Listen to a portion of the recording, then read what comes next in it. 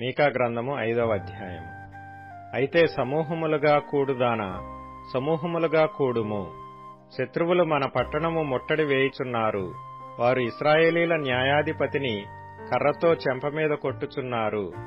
బెత్లెహేము ఎఫ్రాతా, యూదావారి కుటుంబములలో నీవు స్వల్ప గ్రామమైనను నా కొరకు ఇశ్రాయేలీయులను ఏలబోవు వాడు నీలో నుండి వచ్చును.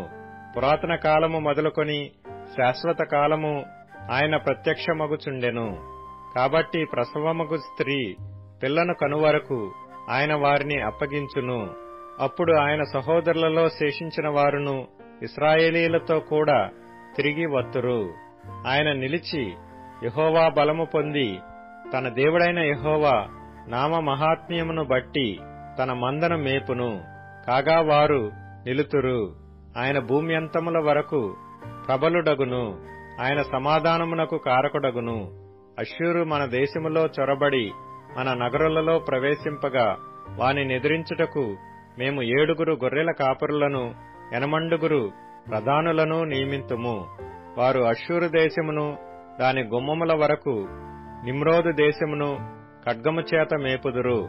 అష్షూరీయులు మన దేశములో చొరబడి మన సరిహద్దులలో ప్రవేశించినప్పుడు ఆయన ఈలాగున మనలను రక్షించును. యాకోబు సంతతిలో శేషించిన వారు యెహోవా కురిపించు మంచు వలెను, మనుష్య ప్రయత్నము లేకుండను, నరుల యోచన లేకుండను గడ్డి మీద పడు వర్షము వలెను ఆయా జనముల మధ్యను నుందురు. యాకోబు సంతతిలో శేషించిన వారు అన్యజనుల మధ్యను అనేక జనములలోను అడవి మృగములలో సింహము వలెను ఎవడనూ విడిపింపకుండా లోపలికి చొచ్చి గొర్రెల మందలను త్రొక్కి చీల్చు కొదమ సింహము వలెను ఉందురు. నీ హస్తము నీ విరోధుల మీద ఎత్తబడియుండునుగాక. నీ శత్రువులందరూ నశింతురుగాక. ఆ దినమున నేను నీలో గుర్రములుండకుండా వాటిని బొత్తిగా నాశనము చేతును. నీ రథములను మాపివేతును. నీ దేశమందున్న పట్టణములను నాశనము చేతును. నీ కోటలను పడగొట్టుదును. నీలో చిల్లంగివారు లేకుండా నిర్మూలము చేతును.